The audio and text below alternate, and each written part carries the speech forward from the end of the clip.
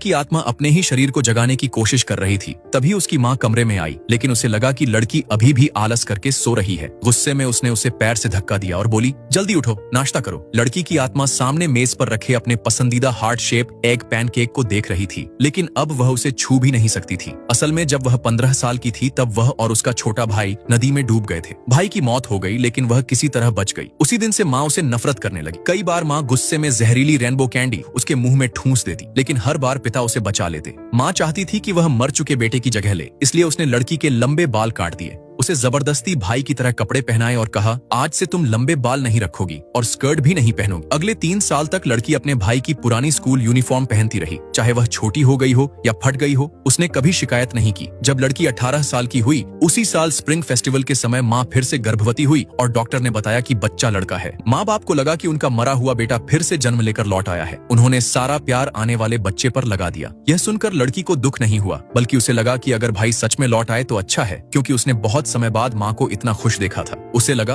अब इस घर को उसकी जरूरत नहीं है। उसी रात उसने कमरे के कोने में रखी वही जहरीली रेनबो कैंडी उठाई और एक एक मुट्ठी भरकर मुंह में डाल ली, जैसे वह 3 साल पहले माँ की अधूरी इच्छा पूरी कर रही हो। कुछ देर बाद जब उसकी आंख खुली तो उसे कोई दर्द महसूस नहीं हुआ। उसका शरीर हवा में उड़ते डैंडेलाइन की तरह हल्का लग रहा था। उधर माँ ने पिता से कहा कि जाकर बेटी को नाश्ते के लिए बुलाओ। पिता कमरे में आए और बेटी को जगाने लगे। उन्होंने कहा कि आज उन्हें आने वाले बेटे के लिए बेबी क्रैडल खरीदने जाना है, अगर वह चाहे तो साथ चल सकती है। लेकिन लड़की बिल्कुल नहीं हिली। माँ को लगा वह नाटक कर रही है ताकि वे लोग भाई के लिए सामान न खरीदें। तभी उसकी आर्ट टीचर का फोन आया और बताया कि लड़की कल पूरे दिन आर्ट क्लास में नहीं आई थी। माँ गुस्से में बोली, वह ठीक है, बस जिद कर रही है। फिर वह पति को लेकर बेटे के लिए क्रैडल खरीदने चली गई। शाम को पिता ने फिर दरवाजा खटखटाया, लेकिन अंदर से कोई आवाज नहीं आई। पत्नी ने कहा, उसे मत बुलाओ, एक वक्त खाना नहीं खाएगी तो मर नहीं जाएगी। अगले दिन टीचर चिंता में घर भी आ गई, क्योंकि लड़की 2 दिन से क्लास में नहीं आई थी, लेकिन माँ ने उन्हें भी टाल दिया। तीसरे दिन सुबह घर में अजीब सी बदबू फैलने लगी। पहले पति को लगा कि प्रेगनेंसी की वजह से पत्नी को ऐसा लग रहा है, लेकिन तभी पड़ोस की आंटी आकर बोली, आपके घर से बहुत तेज बदबू आ रही है, पूरे कॉरिडोर में फैल गई है, ऐसा लग रहा है जैसे घर में कोई मर गया हो। यह सुनकर दोनों घबरा गए और पूरे घर में बदबू का सोर्स ढूंढने लगे। तभी माँ की नजर बेटी के कमरे पर पड़ी। बदबू वहीं से आ रही थी। उसने तुरंत पति को बुलाया। दोनों धीरे धीरे दरवाजे के पास गए और जैसे ही दरवाजा खोला,